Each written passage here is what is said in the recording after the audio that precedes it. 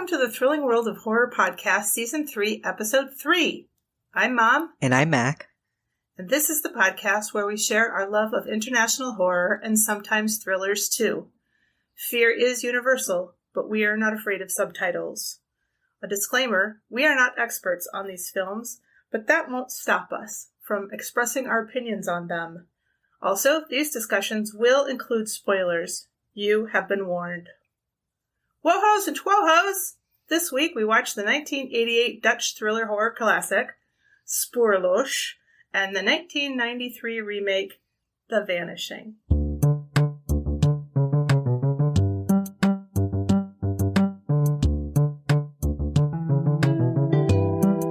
Let's move on to our first segment, Mom and Mac Chat. Hi, Mac. How's it going?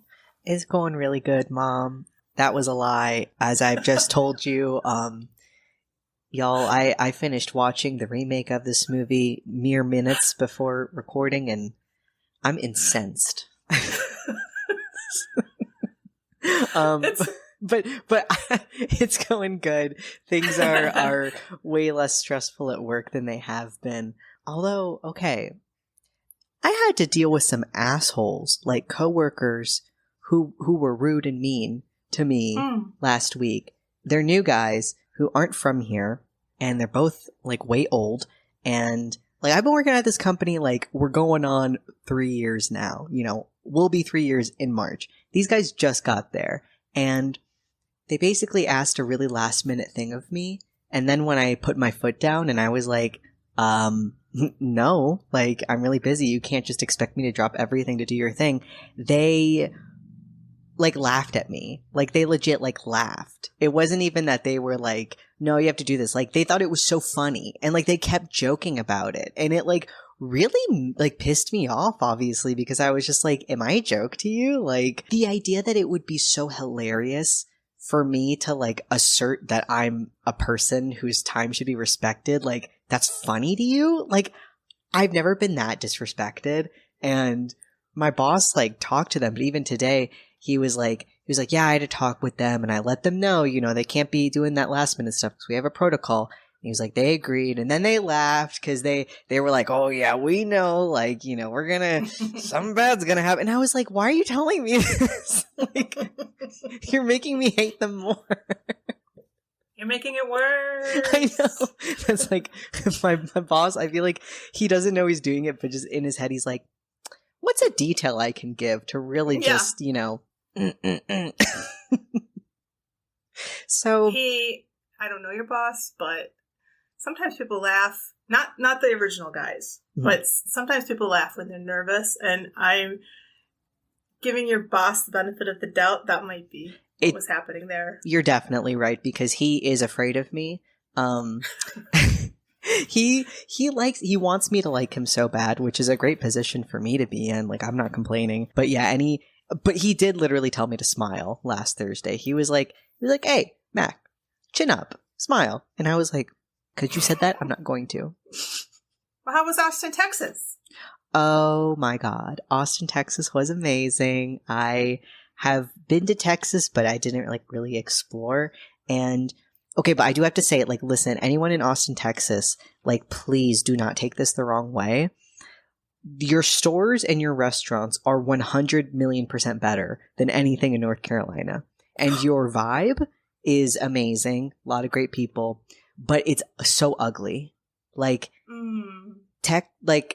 I heard from my friends that I was visiting in Texas that, like, that this isn't even as bad as it gets, but it was like, oops, all highway. Like, you know, in Greensboro and in Raleigh, you know, you have beautiful streets with like trees, and, you know, you might have to take the highway sometimes, but even then it's gorgeous trees. It's just pavement and asphalt as far as the eye can see, and huge parking lots that are empty. And I just was like, really, people only move here for like the places you can go, but the place itself is not pretty at all. And I don't know, that's just really important to me. Me too.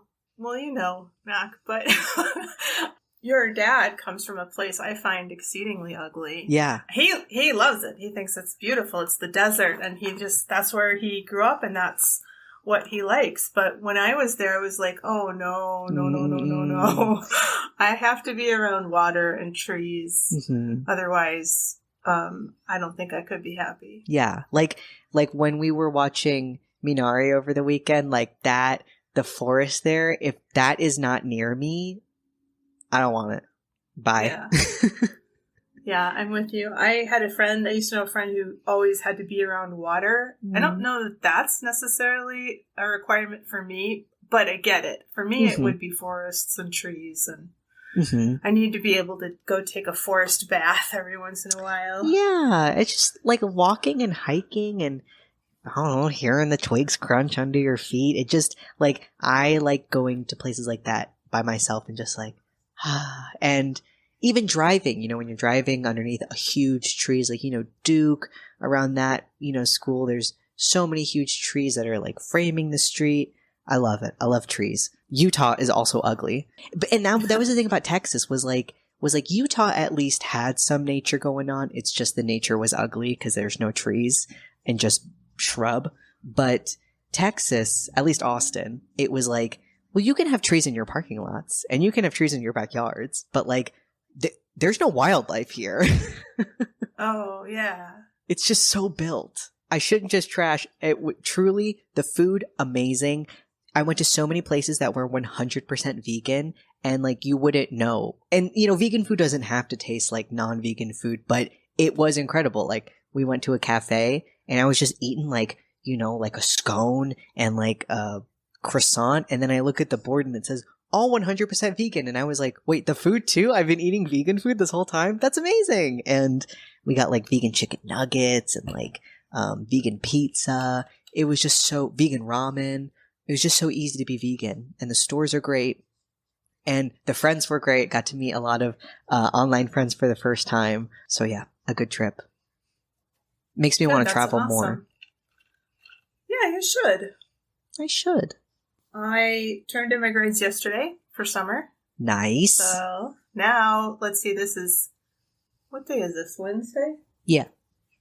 All right, well, I go back on the 10th, whatever day that is. I think it's a Tuesday, so I've got less than 2 weeks left.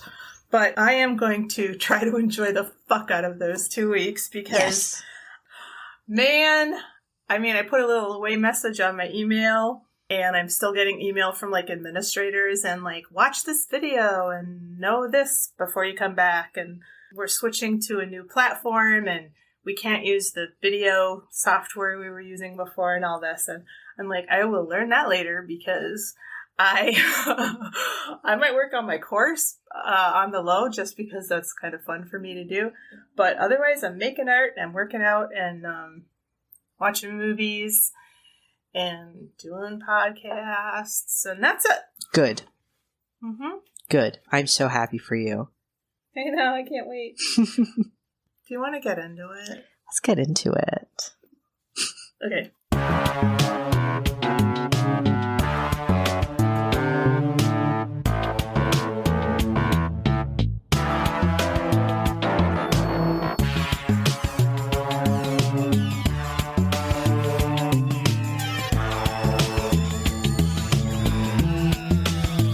SPOORLOOS / vanishing translates to traceless or without a trace, and it's a 1988 thriller film adapted from the novella The Golden Egg.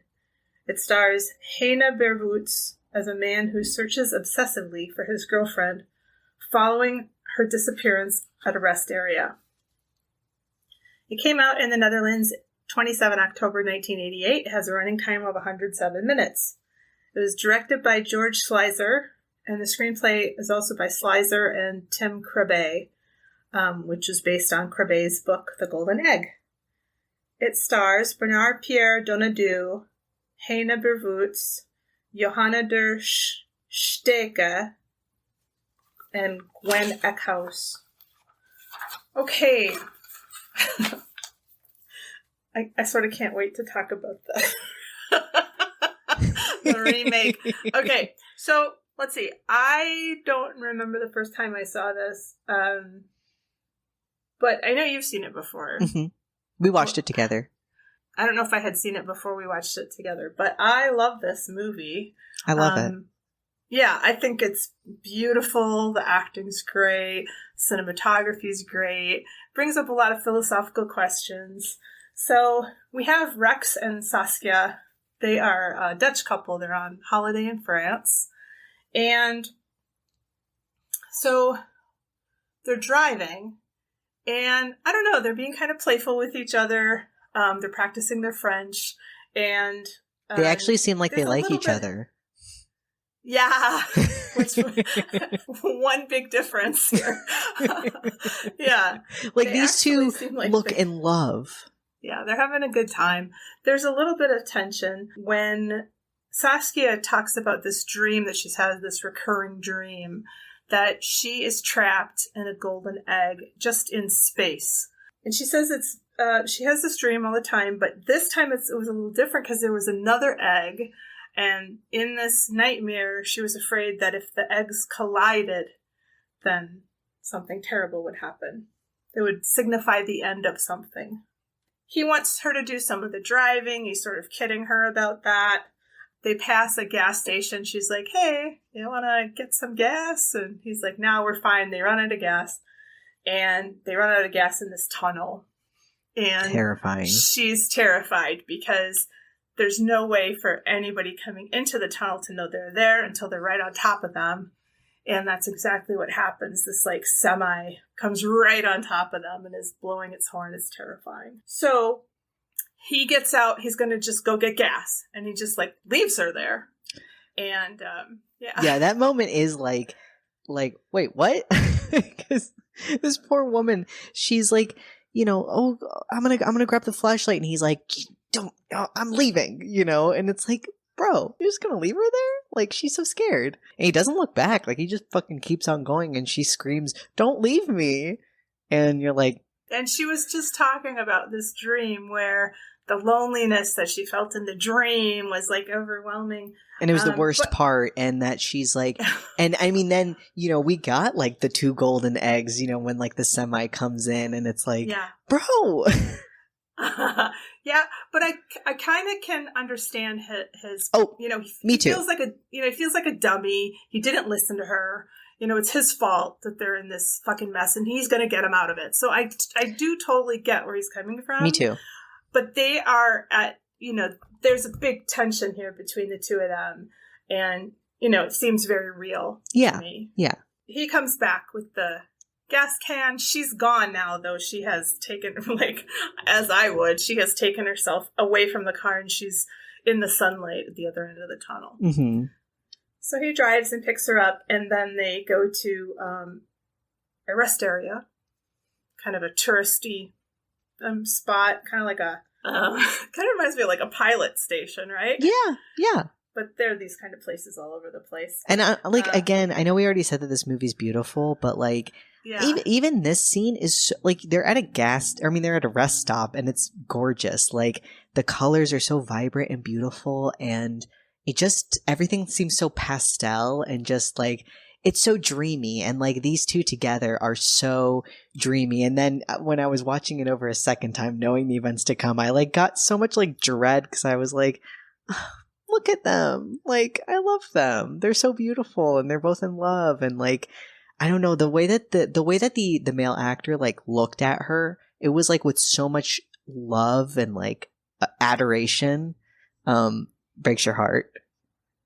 I do want to talk about that a little bit, because I may have overanalyzed this, but we can get to it in a little bit.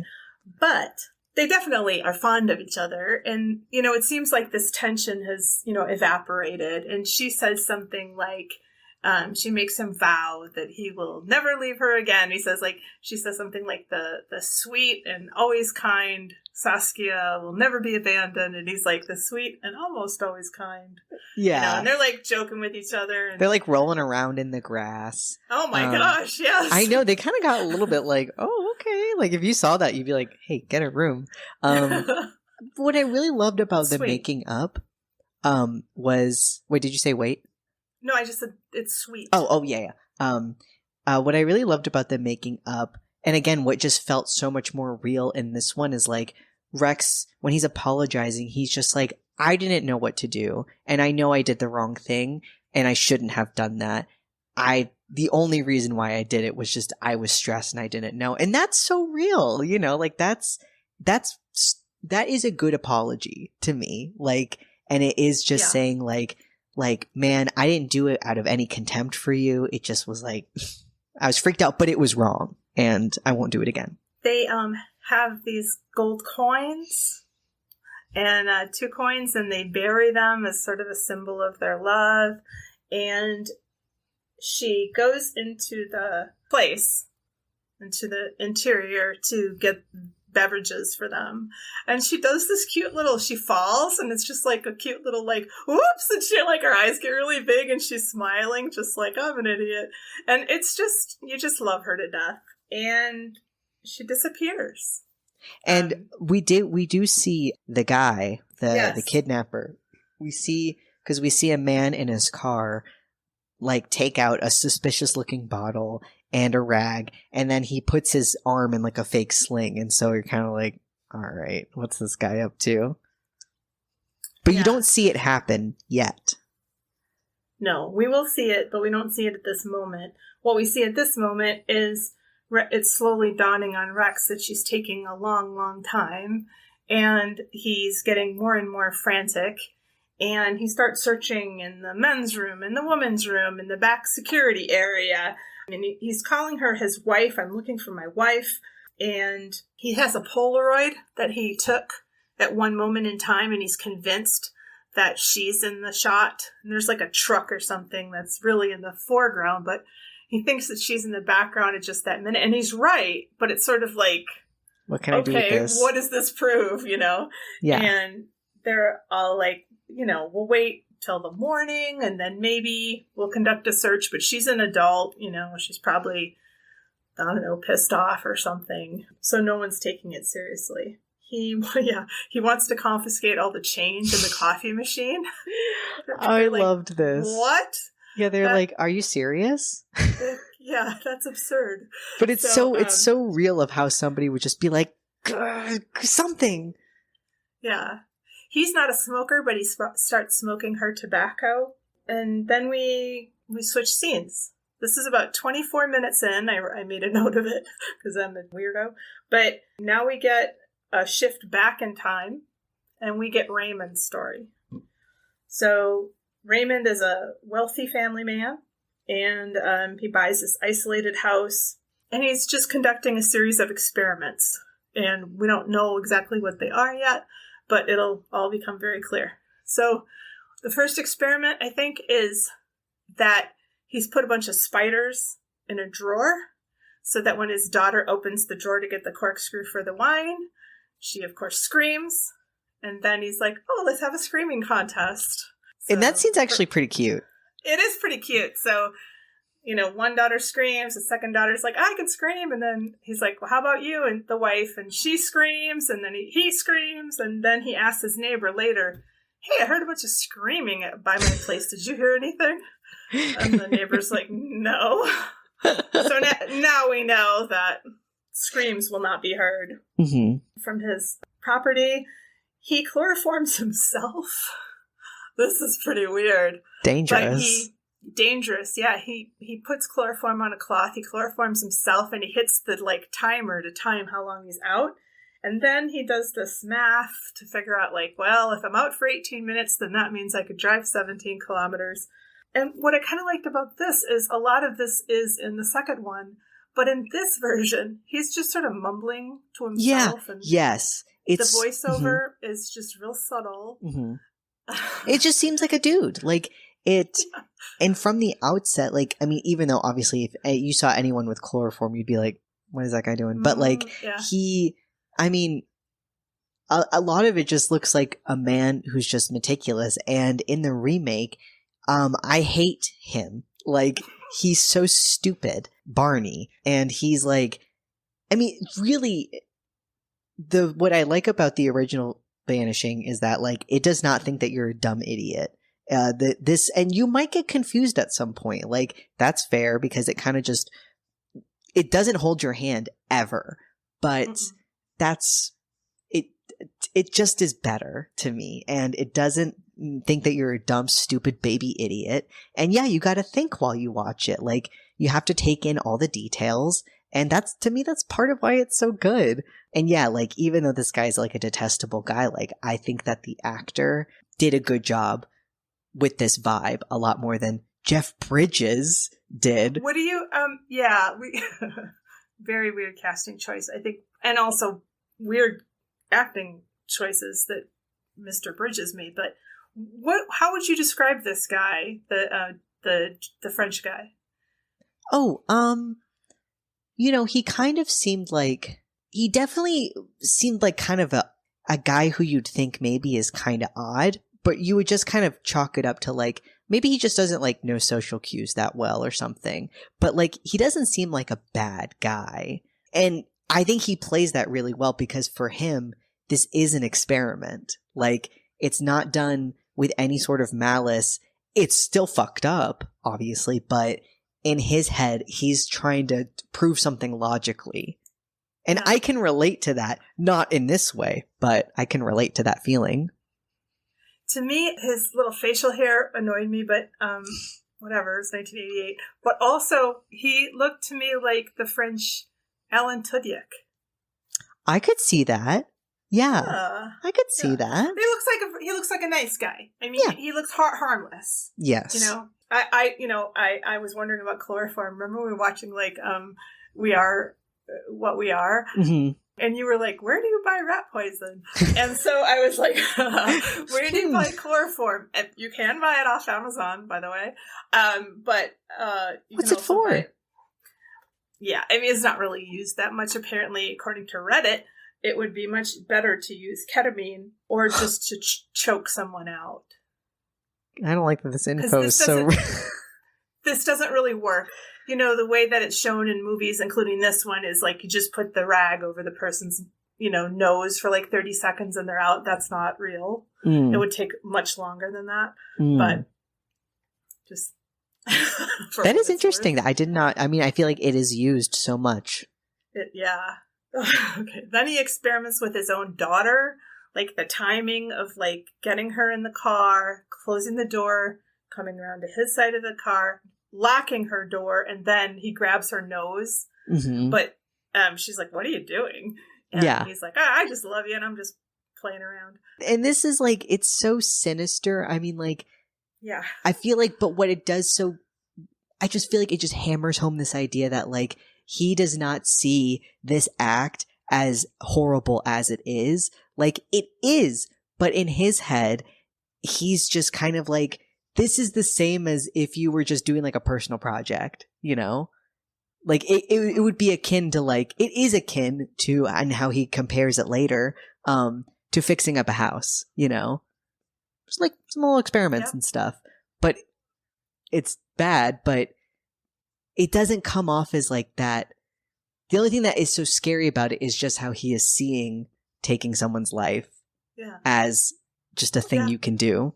Yeah, he's just so methodical, and he's got his little notebook, and he's constantly making notes in it.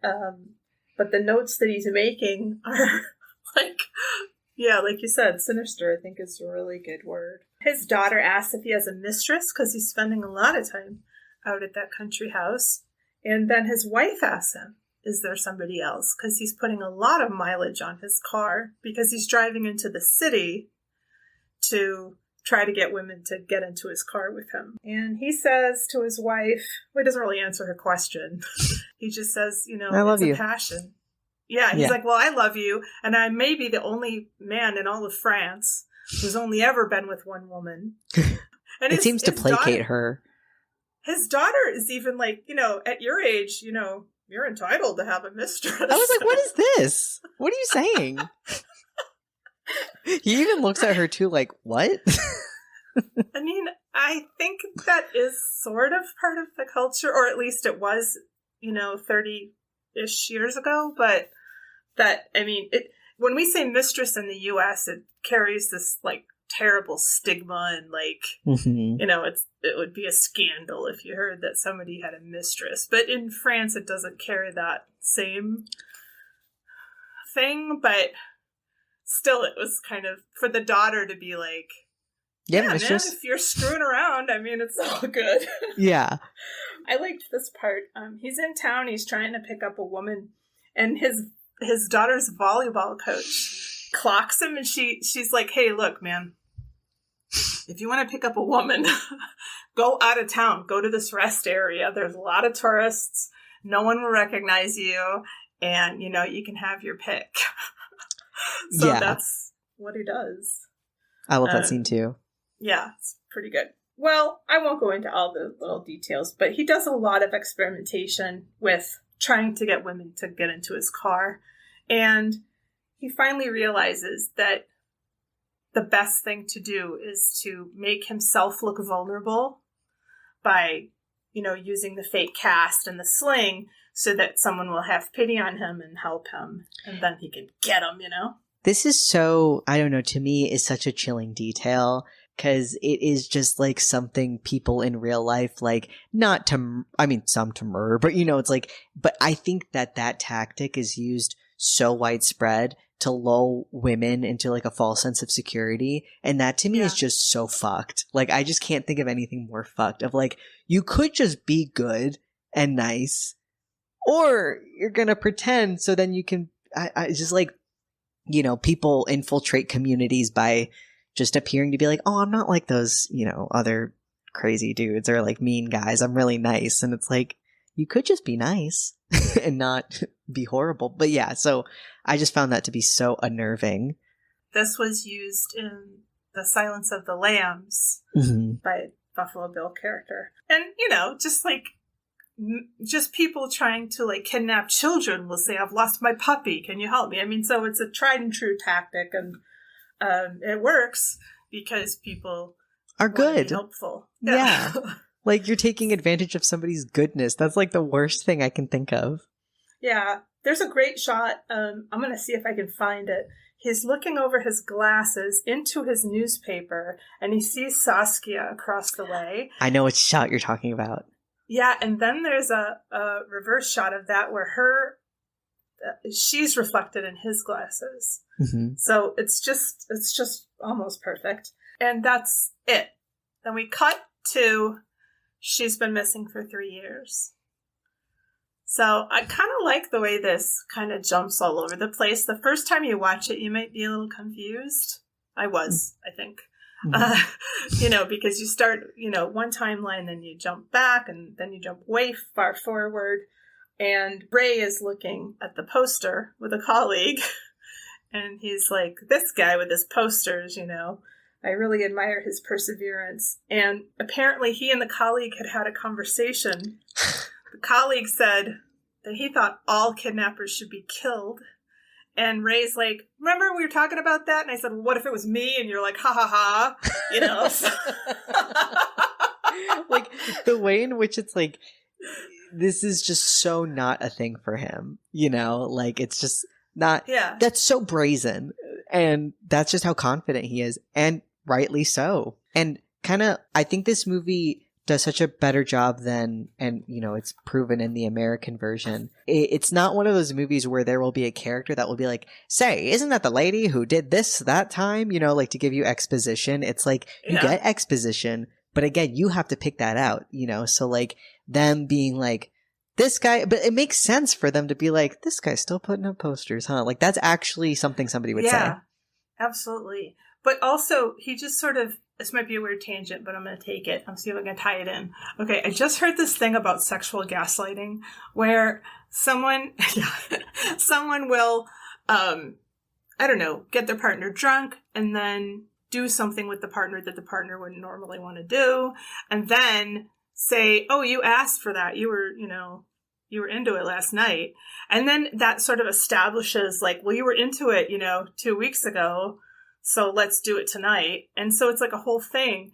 And I feel like Ray is doing this in a way because he's sort of like, obviously the furthest thing from a kidnapper. Yeah. And everybody in the whole, like his whole circle is like, well, yeah, of course. Like, you're like the furthest, thing from a kidnapper. It's sort of like this doesn't really fit. But I mean, it's just, what I mean is he's just building up this this reality, and everyone's just like, oh yeah, for sure.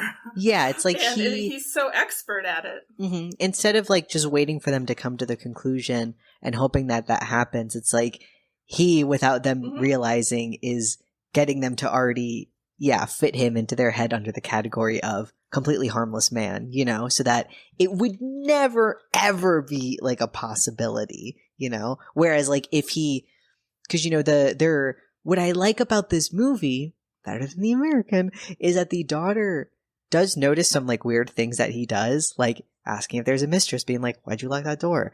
But he's a manipulator and he's so good. And like by the end of the movie, she's just like, love my dad, and I like that. Like that to me, everybody sees things, but like the way our brains work, we want to make them make sense. And if somebody who you trust gives you the answer, your brain will just be like, oh, well, that makes sense. It's so real. Yeah, totally. Okay, well, we cut back to Rex. Rex, even 3 years on, he's still obsessed with finding out what happened to Saskia. And he has received several postcards from the kidnapper inviting him to meet at this cafe in Nîmes. And he goes every time, like 5 times he goes, but the kidnapper never shows up. But what we know, and Rex doesn't know, is the cafe is directly across the street from Ray's house. Mm-hmm. And I love the shot where Rex and, what's her name? Lenica, his new girlfriend, are sitting and Ray is watching them just like at his balcony, just like straight on, right in front of them, right in front of him. And it's perfect. And then even later he sits down at a table and there's this great shot where there's like Rex and Lenica, and then in between them is Ray, in the background. And it's just the 3 of them. It's just so perfect. Yeah. And Rex even looks over at him, but he's so milquetoast that he's like, yeah, anyway, blah, blah, blah. Not that guy. Couldn't be that guy. And he just looks around the whole square and he never once considers that it could be Ray. And the acting in this is so superb too, because like there was a specific shot where like after his new GF walks away because she's kind of upset, he just is like, he's thinking so much, like there's obviously a lot going through his head. And like you said, like he kind of is like looking around and like, he looks in the direction, like right in the direction of Ray, but there's no recognition on his face. Like, and that actor does that so well. And, and it's not that he wasn't looking at other people. Like he catches this old sinister looking guy looking at him and he like looks back at him kind of like, like he's just, that guy's just a part of the wallpaper.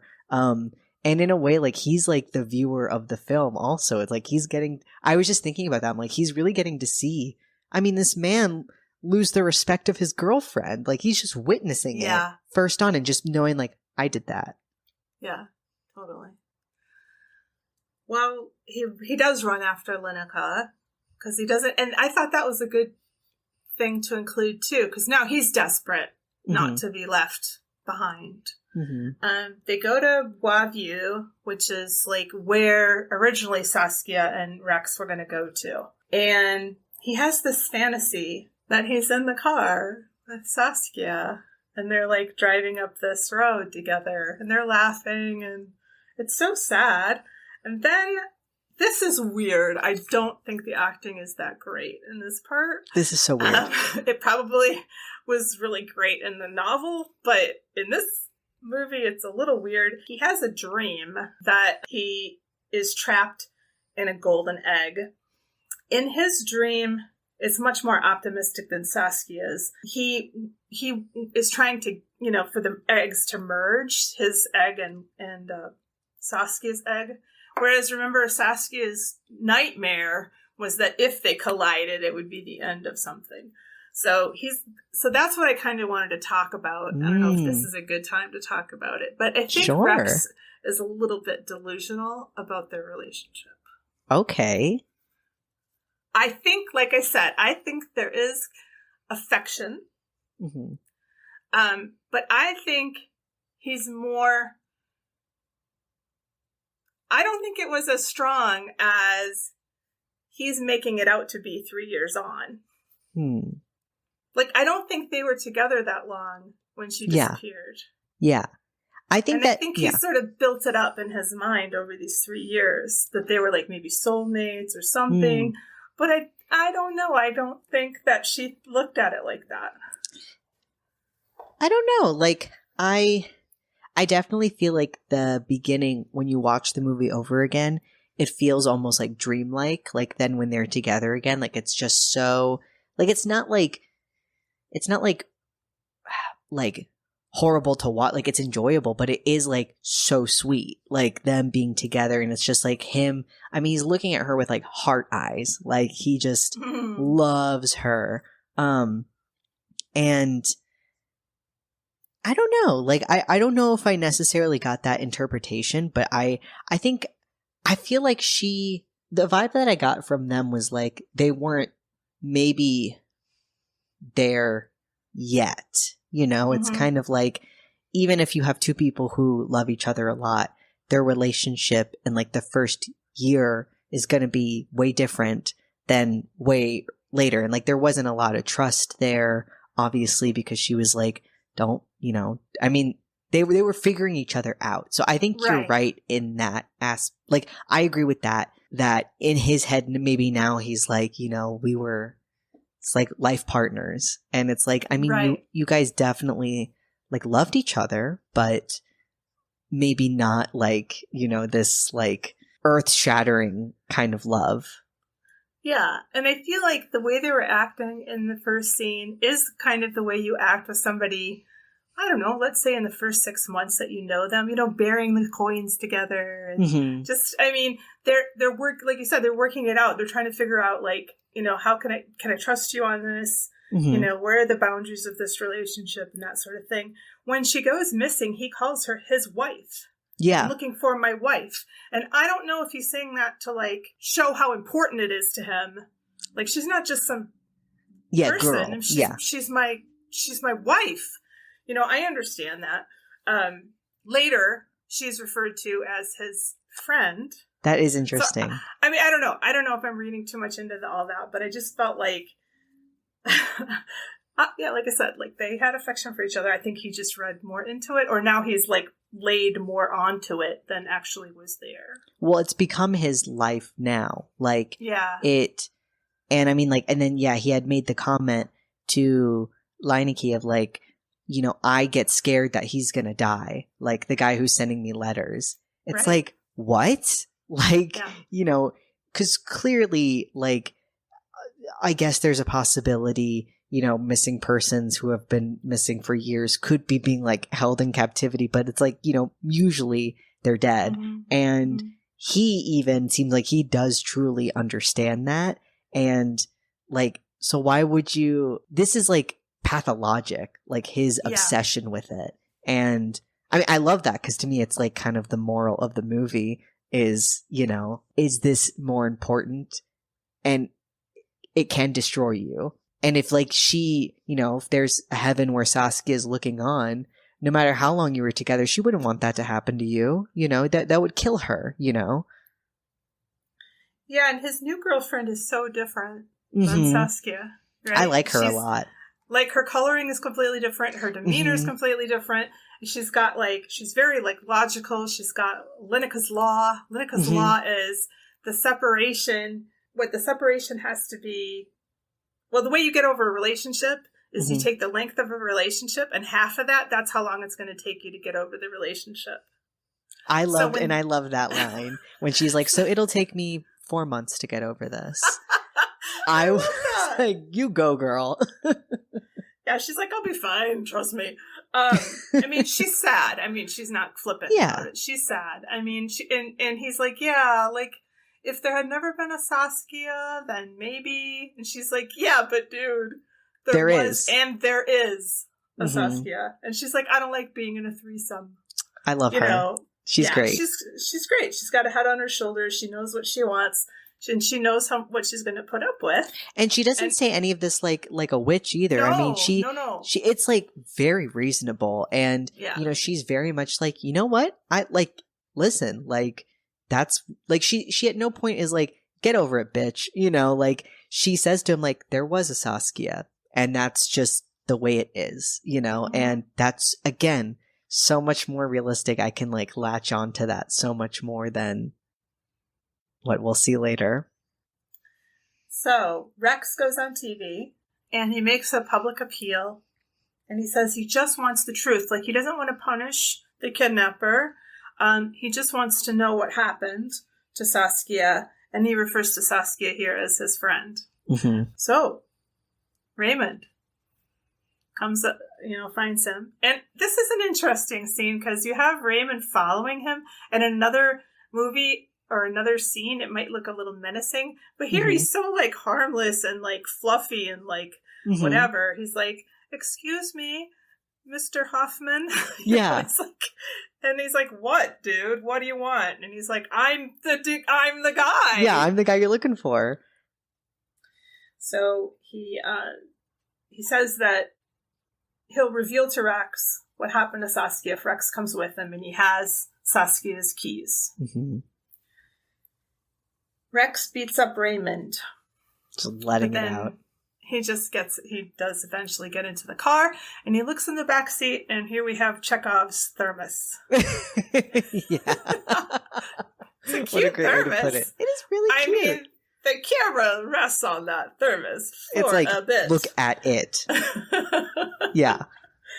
All right, so we get a little bit of Raymond's story from Raymond's point of view. What I wrote down is discussion of free will and what is predestined in the jumping incident when he was 16 and he calls himself a sociopath. Yes, I think I was so weirded out as to why this was missing from the American remake, like this discussion of fate and destiny, because it seems to be, like, they mention it maybe once, but it's like, it seems to be a very big part of this guy's view of the world, and why he thinks things are maybe okay to do. And I mean, I think I love this discussion of like, you stand over a window, which everyone has the thought like, what if I jumped off of this? And he was like, so I did, because I was, changing my fate. And I just thought that was really interesting. Like, I love philosophical questions like that. Well, what I also like about that is he was 16 when he did that. Yeah, this has been... And so, it's been a long... And he said it was 26 years until he, the next moment when he could find out who he was. But I don't know, I just think it's interesting that we stake our identities sometimes on decisions we make about ourselves when we're very young. Mm-hmm. That's interesting. And yeah, I think so. I just think the writing is very good. I don't know if it's coming from Krabbe, the original writer, or Slicer, the guy who wrote this screenplay, but whoever wrote that, I think that's a really keen insight into just kind of how we are. We sort of like, I'm a lone wolf, or I'm a person who'll never find love, or I'm the best, or I don't know, whatever. But we have like these labels that we give to ourselves. And like kind of adolescence, I guess. And like how that relates to fate is, I feel like, obviously then you get like the self-fulfilling prophecy and stuff. And love it. So, all right. So then 26 years later, he got to find out more about himself. And what happened was he saved a little girl from drowning. He just jumped in. By this time he was married. He has 2 daughters, and they all witnessed it. And it seems like his favorite daughter, the other one, fuck her. said, "You're my hero, Daddy." And he said, "Yeah, I'm your hero, but don't trust heroes because they can act rashly." But, okay, and they're just Dad. Sure, Dad, whatever. So now he knows that he can go against what is predestined. Mm-hmm. So he has the power to do that. And he also has found out that he has done one of the best things you could ever do, which is save someone's life. Mm-hmm. Let's see if he can do the worst thing you can do, which is to take somebody's life. Mm-hmm. What a bullshit, I'm like, really, guy? This is your life mission? I get it. It's obviously not right, and he's got a warped view of the world, but the way he was saying it, I don't know, it made sense to me of just, again, you shouldn't do it, but like him saying like it was the best thing he could think of doing for somebody. And if he really, and like he's thinking, he just, most normal people, not to say normal, but most people, if their kid says, "You're my hero," you're just like, wow, that's really touching. But he had to go as far to say, "Am I?" And, he's like, let me prove it, and see if I can. And it definitely is a person who is at most, the most important thing is their own view of themselves. Right. It's very selfish, obviously, taking somebody's life for your own, personal growth. And and but also he calls himself a sociopath, so he's aware. He's open about it. Yeah, and then I looked up sociopath, psychopath.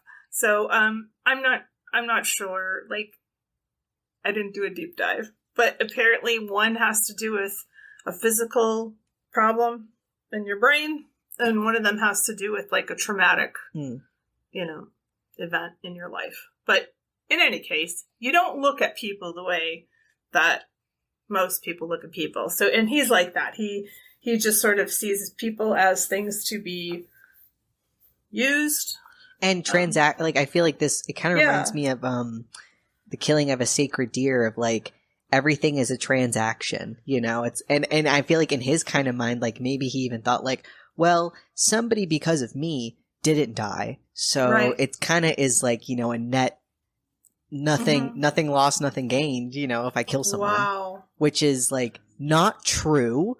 But maybe you can see how somebody who only sees them. Yeah. This is so stunted to me. This is like, it just reminds me of like getting high when you're a teenager and having like talks. What's the worst thing you could do, man? Like, it's like, and for him also, we'll know in a minute, but we know that he's claustrophobic. Mm-hmm. So it's not just, I saved a life, I'm going to take a life. He doesn't put a bullet in her brain. Mm-hmm. We're going to find out what he did to her. But, and he says that, which, oh God, this is so depressing because it's so real. But he was like, I couldn't just go get a prostitute because no one would care. No one cares. Yeah. And his point there is that, I want to inflict suffering. Like, I saved a little girl's life. Her family was happy. My kids were happy. And he's watched this man spiral directly because of his actions, That's part of the evil, too. Oh, I just got a little sick, like, when you were saying that. Like, I know all that, and I've seen this movie, but, like, that is so sick. It's twisted. It's horrible. And this guy wasn't anybody. It was just crazy random. Mm-hmm. Like, when we see the scene where he ends up, kidnapping her, it could have been somebody else. It's a sneeze that actually determined that Saskia would be taken and not somebody else. Mm-hmm. So it's just cruel and random and awful and sad. And I don't know. I just think this movie plays with your psyche. Like, it's really good psychological stuff, because I don't know, the way that I ended up thinking was like, when, you have so many moments where he was maybe going to get somebody else, I found myself being like, oh, dang. But it's like, no, it would have been bad either way. He shouldn't get, but in my head, I was like, well, I know I don't want Rex to be hurting anymore. I don't want Saskia to be hurting. And I feel like, I don't know, the movie just does a very good job of being like, everybody's got their own world and what is important to them. And that's unique to every person. And then there are times when that's at odds with somebody else's. And some people just have the power to act only on their own, self-determined things. And it was so cool when you were just describing that, because you had your hands sort of cupped on the side of your head, and it's almost like you were putting yourself into an egg when you were talking about like, everybody's in their own world. Their own egg? Oh my God. And the two eggs coming together, disastrous, fate. If him Raymond, coming into their lives. Because, and that's the other good thing is like Rex is his own unique character too, though. It's not just he's a placeholder for like, well, what would happen if somebody lost their girlfriend? I mean, this guy, again, this is like a pathologic thing for him of like, I need to find out what happened. And that is part of why Raymond keeps playing with him, is kind of like he plays back, and it can continue for like, it wouldn't have been as juicy to Raymond if the guy had just been like, that sucks. I'm going to go get somebody else now. So we get this long car ride with Raymond and Rex, and we end up at the rest area, the very rest area where Saskia was taken. And, he tells Rex, you can't go to the police because, there's no actual proof against me. There's nothing connecting me to a crime. And he pulls out Chekhov's thermos and he says, here, if you want to know what happened to your girlfriend, drink this coffee laced with a sleeping pill. And in an hour, you'll know what happened to her. And Rex is such a dummy. He's like, so she's alive? And he doesn't respond. He's like, so she's dead?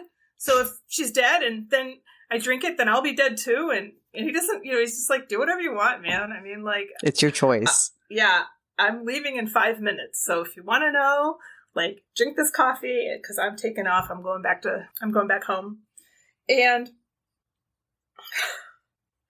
I don't even know how to describe the scene, because it's so amazing.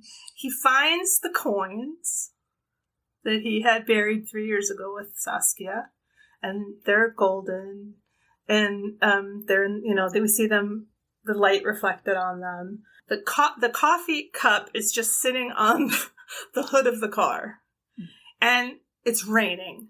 And when we look through the windshield out at Rex, we don't have a clear picture because the rain is obscuring the view. And he's going back and forth, and then he's just sort of like running like randomly around, and he's not sure what to do. And then finally he runs to the car and downs the coffee.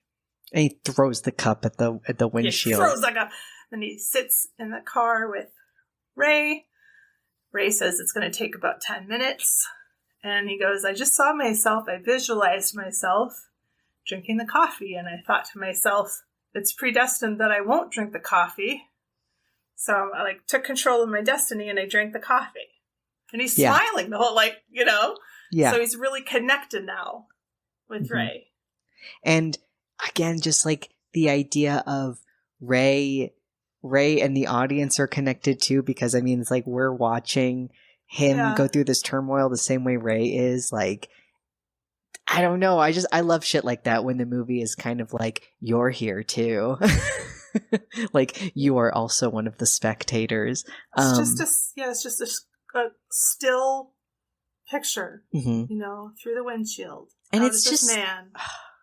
It's so, because it's erratic and wild, but the decision to do that is erratic and wild. But even then, it's like, the decision to do it, every way that they've built everything up, it feels upsetting and I was reading up on it, online, and people were saying that it's so effective because of like how much it subverts anything that you think would be like somebody just willingly, submissively, going into like the lion's den. But it makes sense. I don't know. It just does. And like this guy, it does. Yeah, for this character. And Raymond does not have to like Barney in the remake. He like negs, the guy, and it's just like, you might as well do it. You have nothing to live for, which none of these things are true. Like everything he's saying, like we've learned through we'll get into it, but it's like Raymond doesn't have to do that in this one. He knows he's gonna do it, and he knows he's gonna do it. And Rex knows he's gonna do it too. It's just the running was him kind of just being like, oh God, I can't believe I'm gonna do this, and it's just so good. So now we're gonna spoil. This is probably the biggest spoiler of all spoilers of all time. If you haven't seen this movie and you're with us to this point in the conversation and you're like, I don't really want to know what happens, shut off the podcast and go watch the damn movie. Not the remake, the original movie. Because the next scene is the last scene. And, Mac? Well, now I'm just thinking about how many foreshadowing things there were, like, since we've been talking about it, I didn't realize, and I'm like, wow, like, they've buried the coins. Yeah, this movie is a puzzle, and once you've seen it once, you can find, the pieces and how they fit together. And if you like it, like I do, and you watch it, or, subsequent times, you will find more and more pieces, and you'll just see how elegantly it all just fits together. But that's enough hemming and hawing. Rex flicks on his lighter, and he discovers that he is buried in a coffin. And he's screaming, oh God, my heart just started to race there. He's screaming, and he's, screaming, no, no, no. He starts, like, saying his name, but eventually the flame, which is in the shape of an egg, slowly goes out. And then we see Ray at his country home, and his wife is watering these two, verdant bushes that are very lush. And there is a newspaper sitting in the back of Raymond's car, and it features a headline about the mysterious double disappearance of these two people. And they are in these, like, oval shapes. And then, just to pound the point home, everything else fades away, and so then we just see their faces against a black background in these ovals. That's the end. Amazing. Chef's kiss. It's really so good. It's so good. It's a piece of art. If we spoiled it for you, you didn't take our advice, and you subverted your predestination. Like a fool. Go watch it anyway, because it's really beautiful, and the performances are great. And like Max said, it's just a beautiful thing to behold. And I mean, like, this, I feel like there are a lot of movies that I watch that I really dislike because there's not a lot, like, it's just a lot of shots. And this movie is like, there's parts with a heavy dialogue and then parts where there's barely any dialogue, but it's so beautiful that, like, your eyes have things to just eat up while, even if nobody's saying a thing. Like, and I just think some movies are not good at that, and you get so bored because you're like, okay, if you're not going to give me story, I need to at least look at something. And the actor who plays Rex is so beautiful. Like, oh my gosh. They did a great job. I mean, and the actor who plays Saskia, Leineke, and I mean, like, he might not be, like, conventionally attractive, but, like, that guy who plays Raymond is so charismatic and, like, has such a presence. And then again, like, the colors and the nature, it's just so good. Yeah, it's really good. I couldn't really recommend it any more highly. All right, a little bit of trivia on this one before we get to the next one. The remake. But Crabbe, or Crab, is a Renaissance man. He's a cyclist, a novelist, a journalist, and a chess player. And so, at the beginning of the movie, Saskia and Rex have bikes on top of their car. So that's sort of a nod to Crabbe. So he wrote both the novel and the screenplay. He based the story on a newspaper article that he accidentally read about a female tourist who disappeared from a bus trip after buying chewing gum at a gas station in France. The police had searched for 2 nights without finding a trace of the girl.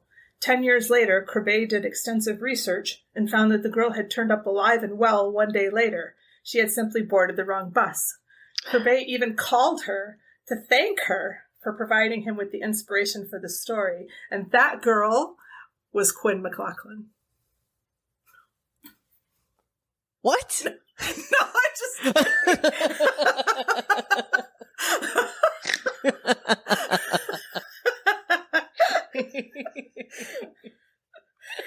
I wrote it in the script. I didn't read that part. Because because I want to be surprised by the trivia. I know. Okay, so the film was submitted to the Academy Awards in 1988 as the official Dutch entry for the Best Foreign Language Film. However, the impasse disqualified it because they determined that there was too much French dialogue in it to warrant it being a Dutch candidate. To be fair, there's a lot of French. There's a lot of French, hardly any Dutch, actually. All right, Raymond Lamorne is the name of the killer, and that actually translates to the gloomy one. Aww. It's been compared to Hitchcock. And there is a Hitchcock movie I'm not familiar with, maybe McLaughlin is, called The Lady Vanishes, which might be inspiration for this. But I think this is very Poe-like, Edgar Allan Poe. What do you think? I mean, there's things, I mean, definitely, like, I could not classify this, except for maybe the ending scene, in any way as, like, a horror, you know? Like, it's certainly gripping and, like, emotional and a mystery. And, you know, but to me, it's psychological more than anything. Yeah. You know, it's all to do with, the whole thing's to do with the mind. And I don't know. I feel like Edgar Allan Poe does a lot of, so yeah, I definitely see, yeah, I could see that. So IMDb has this feature that I've just discovered called IMDb Connections, and they connected it to Hostel, which I have never seen and I will never see, probably. Buried. Did you see that one with Ryan, what's his face? And then Big Bad Wolves, which I have seen. That's the Israeli movie that we talked about. I saw we talked about. Because in that movie, they did the screaming thing to see if, you know, screaming can be heard outside the house. All right, Mac, how long do you think it takes to die when you've been buried alive? So I guess when we were talking about it and we were talking about the oxygen, I totally forgot about that because in my head I was like, damn, now he's going to starve to death. So I was thinking way longer than probably what it is. I was thinking days. Okay. Well, yeah, I mean, I didn't have any idea. I looked at 3 sources. Giant Freaking Robot said it would take 5.5 hours. And that was a website where they did all the math with, you know, a coffin this big with this much oxygen, a this size human. You know, Inverse.com said 7 hours in a coffin. Worstcasescenario.com said it would be 1 to 2 hours. If it were raining, it would make it much worse. Worstcasescenario.com had, if you're interested, tells you how to escape from a coffin. I had like a funny little like survival guide once, and it had something like that. It's all about, you know, trying to cover your face, you know, and like clawing out and trying to kick the lid of the coffin off. But yeah, then I started thinking about the rain. I mean, if the rain was packing the soil down, it would be much worse. The higher the clay content of the soil, the more difficult your escape will be. So don't get buried alive in North Carolina. You're gone. Reddit says it'll take only a couple of hours, but it wouldn't be too bad. They said that you'll pass out from the carbon dioxide. And it's almost just like you'll go to sleep. That's not what the other sources said. So anyway, where'd they get this info? Between 1 and 7 hours, I think, is a pretty good guess. Unless you're in an avalanche, 25 minutes. Oh, okay. Fear of being buried alive is called taphophobia. T-A-P-H-E, phobia. Taphophobia. That's also when you have the fear of the guy who broke the bathtub. The president. But I'll see myself out. How would we rate this, Mac? In frisbees. 5 frisbees. 5 frisbees for me! Oh my gosh! We did it! Effect. End of the podcast. Yep, done. We did it. I'm sure we're gonna align on the next one too. I mean, especially after last time, Mac. Listen, we gotta come apart to come back together. Okay. Would we watch it again? Mm-hmm. Hell yeah. Yes. Yeah. Yearly. So good. Probably, yeah. I probably watch this every year. Mm-hmm. What have we learned? Do you want to save this one just for the remake, or did you learn something? Oh, I think I learned a lot of things for the remake.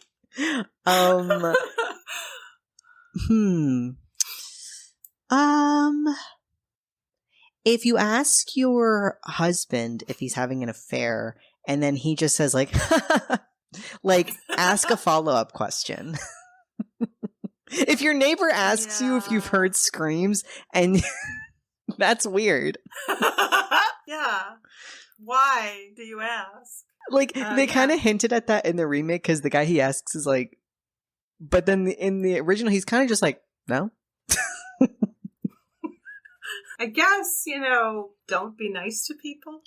Or, you know what is, we missed a part when he sees a hitchhiker on the road, and but then she has like a male friend who's hiding behind a bush, and he comes out and he's like, sorry, I just stopped for her. And he just like drives on.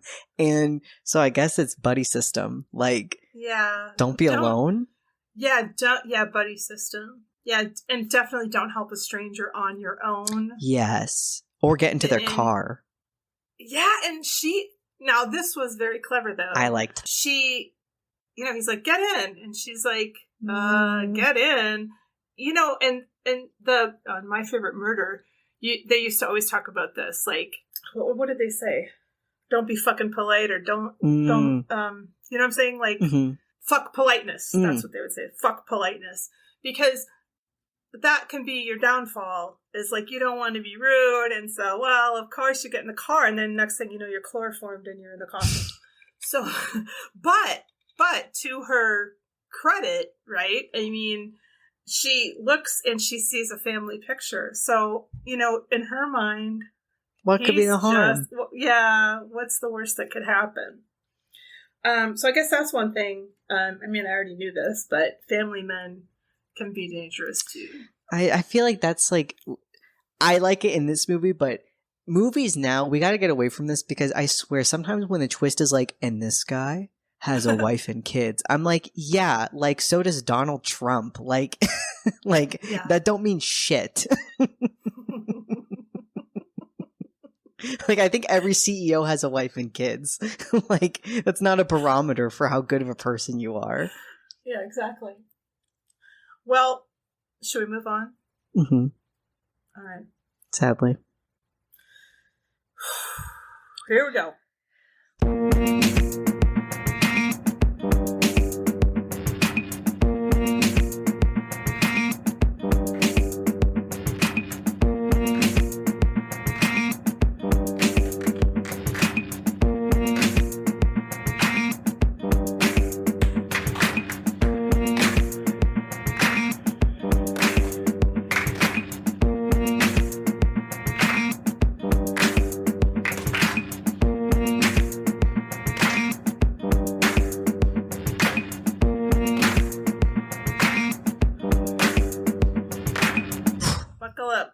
And twos. We're in for a rough one. First of all, don't ever, like, some of the movies that we've covered, we've said, if you're high, or if you want to have a laugh with friends. Yeah. This one, I would say fucking avoid it. Like, the plague. Even more than the plague. Because people don't really avoid the plague. Oh, fair. Well, and like, y'all should know, for context, we both had to go to lengths to watch this movie, so at least there's that. Like, if you're in America, you cannot watch this movie, and unless like maybe you buy the DVD. Yeah, and don't do that. Like, no, I set up a goddamn VPN so I could log onto some server in Toronto so I could watch this. I torrented it, and like. Oh my god! It's so good that it's not readily available. Like, because nobody should be like, oh, Vanishing. Heard that was a good movie. It's like, maybe like help from God that it's like, you cannot watch this movie. This movie came out in 1993. BM, before Mac. BM. Now, here's the craziest part. It's directed by George Slicer, the same dude who directed the masterpiece that we were just talking about. When you told me that, I felt like my world was shattered. Like something snapped in my brain. I was like, this can't be. I don't understand this at all. The screenplay was by Todd Graff. It's based on that book, The Golden Egg by Tim Corbet. It stars Jeff Bridges, Kiefer Sutherland, Nancy Travis, and Sandra Bullock. And it was released on February 5th, 1983, and it's 2 minutes longer than the original.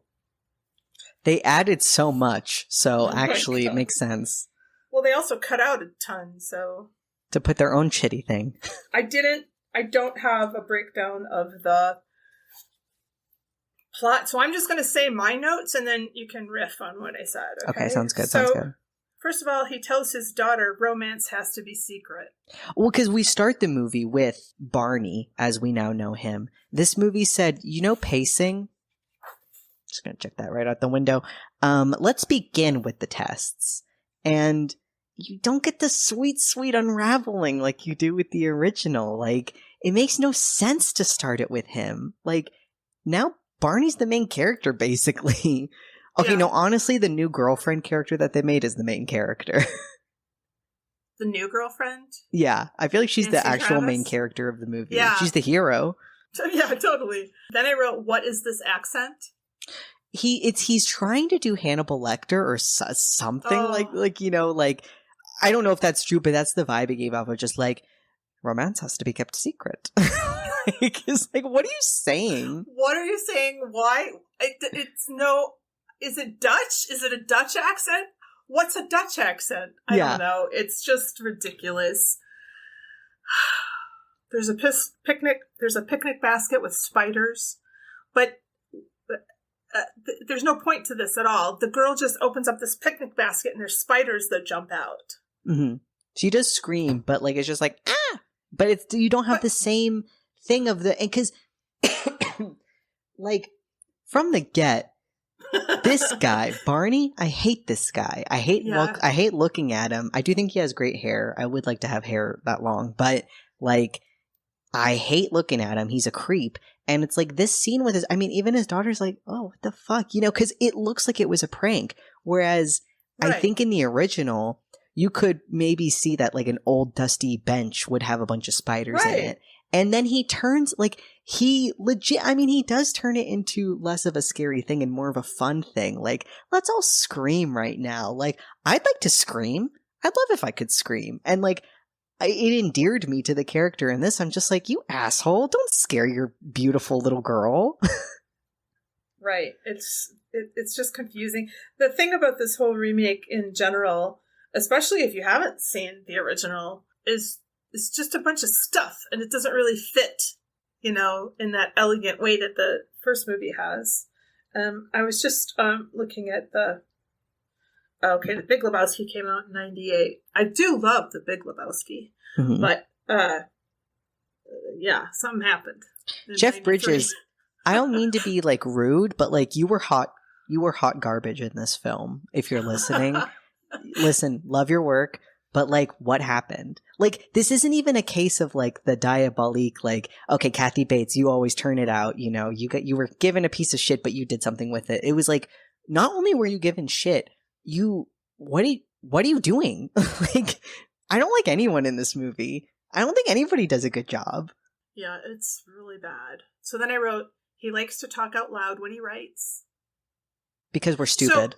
Yeah, because that's the main thing about this movie, is it just assumes that we are dumb dummies and we need to be hit over the head with stuff a couple of times. Otherwise, we're really not going to understand what's going on. So in the first movie, where there was sort of like this mumbling voiceover and you sort of had to pay attention to what was going on, here he is speaking out loud as he is writing words so that we really don't miss the message. They're going to Mount St. Helens, which is pretty cool. I mean, they've moved the location. They have this vow. The whole thing with the truck and the tunnel and all this other stuff happens.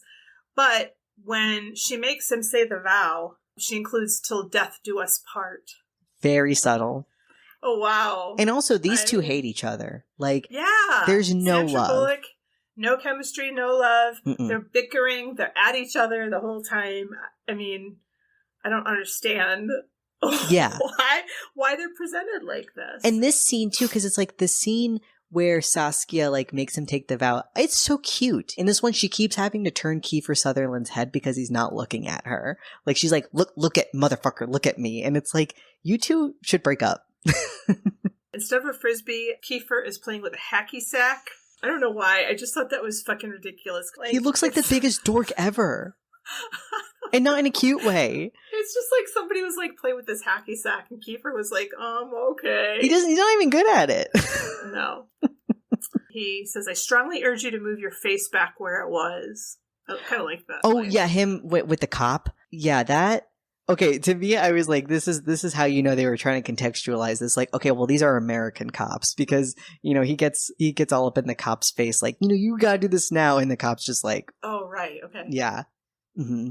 Okay. Whereas, like, you know, in the original, they're just kind of like, buddy, nah, that you can't do that. But in this one, they're like, I'm going to, like, don't test me. Weird vibes. In the original, you know, Rex was smoking her tobacco.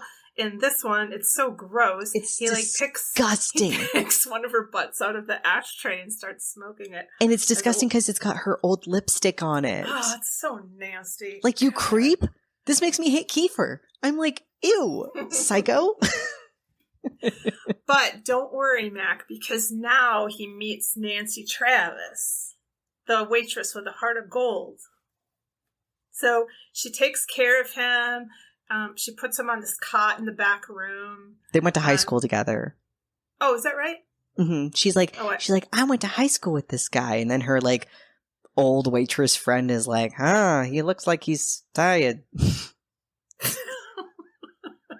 I just wrote, she's so swell. Mm-hmm. She's perfect. She's just like the best. I want to be friends with her. Mm-hmm. Then they randomly then are, it's just like, instant cut. And then she said that they can have no secrets, and he immediately lies to her. She finds a fucking gun in the closet. And it's like, I love she opens it and she's like, oh, this thing's loaded. and it's just like, it is kind of the same as like the first movie when the wife is asking Raymond if he's cheating. Like, she's like, why do you have a gun? And he's just like, I need one. Like, he just doesn't give her an answer. And she's like, why didn't you tell me? And he's like, oh. And I mean, their relationship has the vibe of like girlfriend who is a parent to her boyfriend. Right, exactly. Yeah. But okay, this is crazy. So he's been writing this is the craziest. He's been writing like this like story, right? But he types no one would ever do this. He writes, moved to hotel because of Rita's suspicion. Well, how about her cracking the fucking code on his password? Like, because his computer password protected because she like wants to read his story. And then she's like, I'll try my name. And that doesn't work. She's like, my full name? And then she tries an anagram of her name. Doesn't work. So then she tries Diana's name, which can be an anagram for and vanished. And she gets in. That is weird. Like, okay, you know, he is a lying sack of shit, but that is like an extreme broach of privacy that like never gets brought up of just like, you cracked the code to my to read my private novel. He has no other files on this computer also. No, but also, why would he write in that, I have moved to a hotel so that I can write my novel there so that Rita doesn't read my novel. Yeah. What? No one would ever do that. And in the beginning of the novel, he pretends like it's a kid's novel. So like she's reading through the first few pages and she's like, oh, he's writing a kid's novel. And then gets to that note. It's like, what? Okay, so then she confronts him. She puts, so this is so out of pocket. Sandra Bullock is a dark-haired person. Mm-hmm. Nancy Travis is a blonde-haired person. So Nancy Travis buys a dark-haired wig, and she's like... and puts on her clothes. And she's like, is this what you want?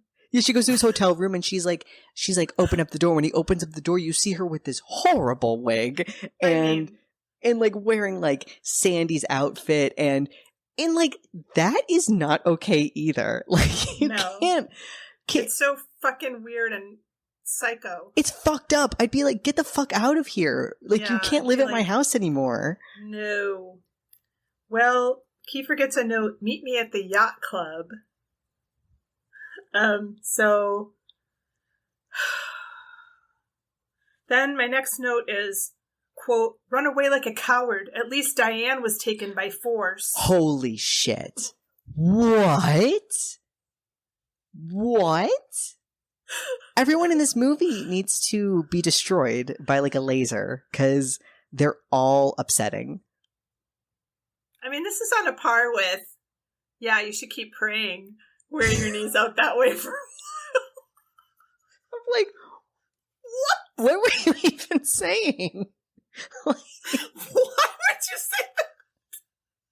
Because like when she like goes to talk to him, and I cannot believe this woman. She has given him so many times. She's like, you don't stop with this, and I'm out of here. And it's like, really, are you? Because I think every time you go back to him, and when she's like, oh, I don't want to do this. She's a coward for not wanting to like be a part of your like mad investigation. Like, why would that make her a coward? Someone who's in no way connected to it. And also she is a fucking bitch. Like, let's just be clear. Like she tells him, cause I mean, he is upsetting, but if you think about it, if your partner, no matter how long, I think the same day you were with them, they went missing and are probably dead, that would traumatize you. And then if your new girlfriend was like, hey, it was 3 years. Like, you really need to grow up. And if you don't forget this in the next day, I will leave your life forever. That's like the most manipulative thing ever. Like, everyone's bad here. I mean, you could tell that Lineker and Rex, had a number of conversations, but they weren't. I mean, it's just that Lineker had like reached her limit and she had this realization that nothing was going to change. And she could stay with Rex and just have nothing change. Or she could go ahead and go have a life, on her own. And she made that decision. But there wasn't anything manipulative. There were no wig events.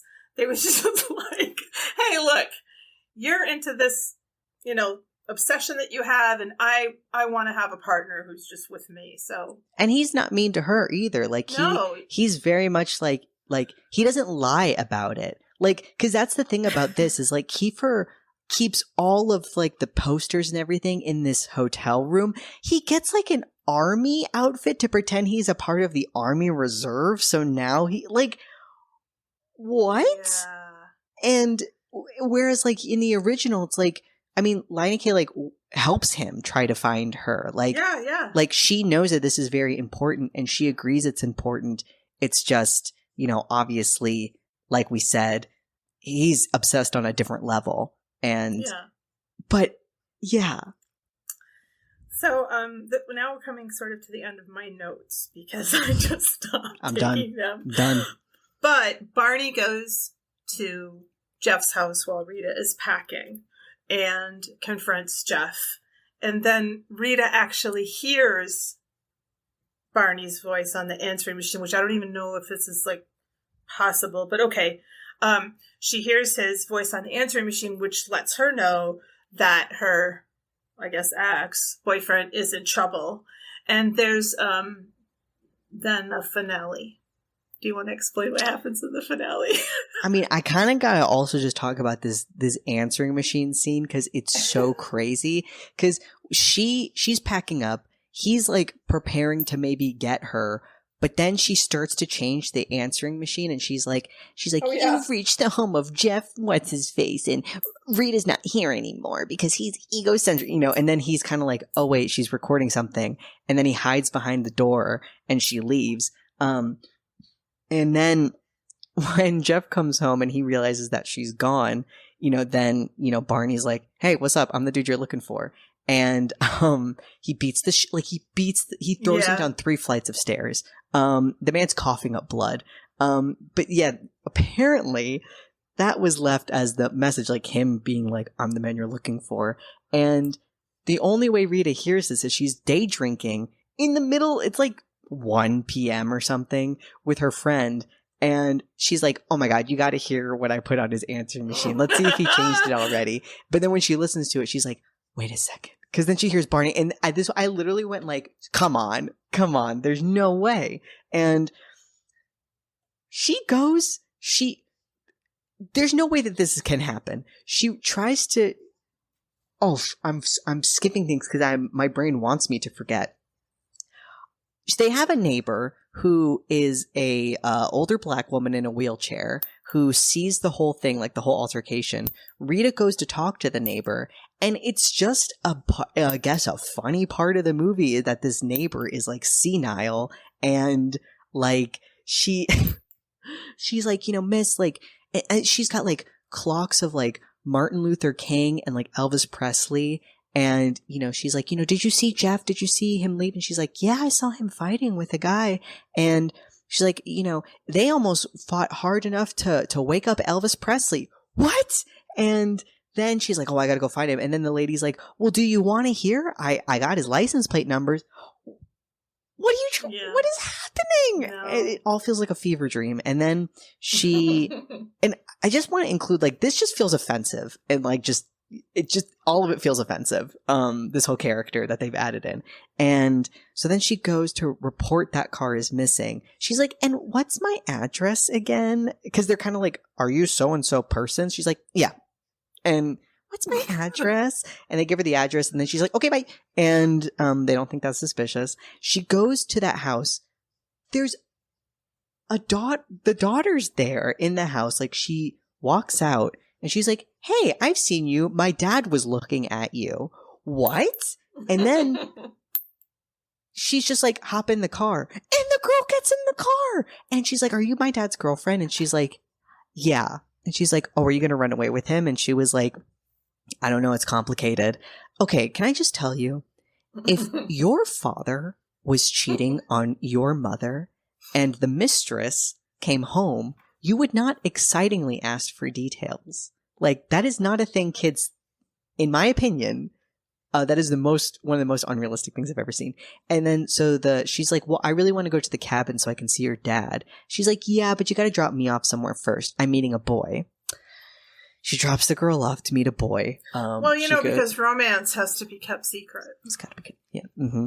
And so then we have the whole scene with Kiefer and with Barney, and it's just, again, no nuance. Like, Barney, because Barney keeps trying to tell him the story of his life, and Kiefer keeps objecting, being like, I don't fucking care. Like, just where's Die? And he just keeps being like, well, you got to hear the story to me. So he's like, I don't care. Like, they just keep establishing that this guy does not care. So why is he in the car with him? And they finally get to the gas station. He, tells him, like, you got to drink this. And it just makes no sense. Like, we were saying, it makes sense for Rex to take the drink. It makes no sense for Kiefer to take this drink, like, in the context of this film. But he keeps negging him, and he's like, you don't really have anything in your life going on. Like, he's convincing him to take it. It's no longer his choice. There is one good line that I liked. He said that, I didn't need a knife. Your curiosity was the only weapon I needed. That's the only good line. I liked that a lot. But not enough to make this movie good. And so, yeah, he takes Kiefer. Rita gets to the cabin. And then it turns into a slasher film, like a bona fide slasher film. Like, Jeff Bridges gets all muddy. He's got like hair going down his face. Like, he looks like Jason, like it's no longer the Vanishing. And, they fight. She deduces using her Sherlock skills that, like, oh, he's got some shavings on his feet. And, oh, is that a shovel over there? Oh, he must have been buried alive. And Kiefer's still alive in the coffin. So much fighting. At one point, I don't know how he drugs her, but he does. And then she kind of plays one on him. She's like, well, I have your daughter. And if you want to know what happened to her, you have to do the same thing. That it's just like, and this guy's going to fall for it. You're using his own trick against him that you just learned, and he is like, oh, bet, I'll drink it. And then she saves Kiefer. They end up like fucking cutting his head in half with a shovel. Again, slasher film. And then the very end of the movie, they're talking with like a book publisher because the guy had wanted Kiefer to write about his story with Di. And they bring 2 cups of coffee over and they both go, oh, we don't drink that anymore. Credits. Hilarious. Oh That's the end of your movie? Fucking... it's a travesty. It's insulting. And you told me you were angry when we started recording. And I watched this movie a few days ago. And I watched the original today, so I was in a better frame of mind. But look, I totally get it. This is a piece of shit. Wait till I tell you that this was twice the budget of the original. What'd they spend it on? I don't know. Oh my god, that's the only trivia actually I have for this one. I saw listen, I don't want to be rude to anyone, but I saw a fucking idiot on Letterboxd give this 4.5 stars and said that it was one of the best edited movies they've ever seen. And that I say where? Because there's so many dubbing errors with this too, where like, it was made in 93, but there's parts where just suddenly it's like, where did this ADR come from? And it's horrible. It's all real of it. Bad. It's real bad, you guys. I don't think any of the performances are worth your time. And just, yeah, you have to work to see it. And honestly, just spend your time watching, honestly, anything else. I would recommend the Martyrs remake over this. That one at least gives you some sort of like, it's bad, but you're kind of like, what the fuck? But this one, you're like, what the fuck? Yeah, it's sad because, I love the original so much, and it's just like, why would you do that to this movie? It's so good. It's not just mediocre. Like, I just want everyone to understand. No, I could take that. I could really take that. It's offensively bad. Mm-hmm. It's like, it insults your intelligence, like we were saying, it just doesn't give you any credit. And I guess they just thought Americans are too dumb to understand nuance. And so we really just have to give them what they want. And give them a happy ending. Yeah, because we can't handle being sad and introspecting it all. So, it's bad. So how would we rate it in hacky sacks? A ripped up, partially ripped up hacky sack. Half a hacky sack. I was going to say 1, but I'm going to go with you on that. Yeah, like you said, we had to put in time to watch this movie, not just the watching, but finding it. And I would even like that time back. This is the worst remake I think I've seen. Yeah. Like, the Pulse one was pretty bad, but again, at least it had some... I enjoyed it more. I was going to say that. Yeah, this one, you're just... At least I was. There's nothing to cling to. It's all bad. It doesn't make sense. Even on its own, it doesn't make sense. Like, if you haven't seen the original, it doesn't make a lot of sense. But if you have seen the original, you're like, what happened? How the same director doing this is like, you kind of negated the greatness of your accomplishments. Oh, it's just like Ray in the other movies, saving a life and taking a life. He said, I can make a really good movie and I can make the worst piece of shit ever, and then the world will have gained nothing. Oh my god, George. Why did you do? That's why it's not available. He's like, I take it back.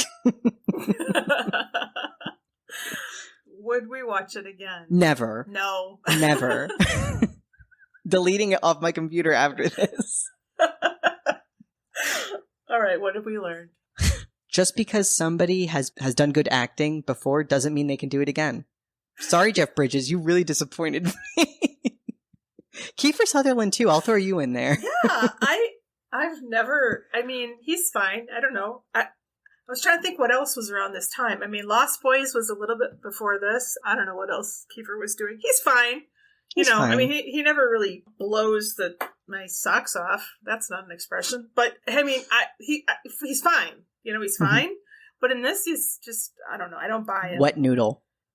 And I don't know how you couldn't have chemistry with Sandra Bullock, who's like the most appealing person on the planet. That's the only thing this movie did well, was lots of close-up shots of Sandra Bullock's face, which is perfect. Her skin's flawless. Yeah. And I enjoyed those scenes, not for the movie, just for the high-def visuals of Sandra Bullock. You can watch the trailer and you'll see all of the shots of Sandra Bullock. Yeah. Mm-hmm. I mean, I guess I learned that, you know, someone can create something that's spectacular and also spectacularly terrible. It's wild. Like, how do you have the blueprint?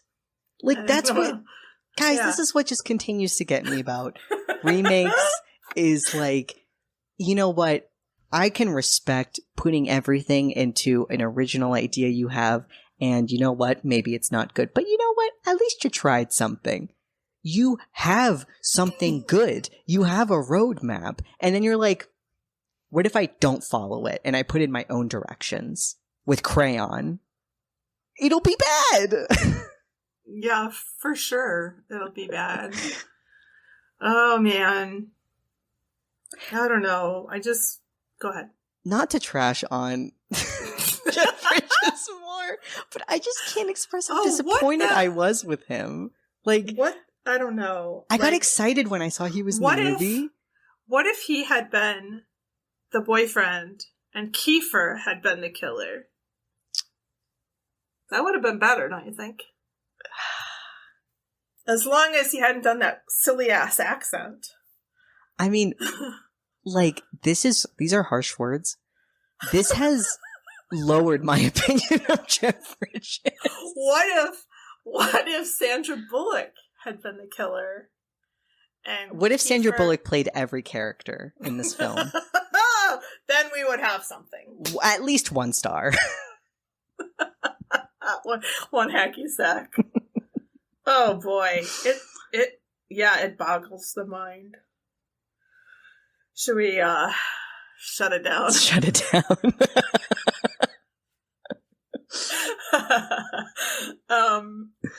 Twojos, thanks so much for joining us for this episode. Next time on the Quinny-sode, we are looking at double life movies. I have chosen The Babysitter / Babysitter Queen Bee, The Long Kiss Goodnight, and Us. I have no idea what Quinn will choose, so you'll have to tune in for that. And in 2 weeks, Mac and I will be back discussing The Grudge. Woo! The original Japanese version, the Michelle Michael Gellar, that's not her name, Sarah Michelle Gellar version, and the more recent 2020 version. That is John Cho, right? Yeah, it's got a bunch of people we like in it. I love it's got Jackie, what's her face? Jackie Weaver. Thank you so much for your support. It means the world of horror to us, truly. Hit us up on social media, and until next time, remember, we love you, and the next time your girlfriend's kidnapper offers to let you experience what she did, consider that sometimes it's best not to know.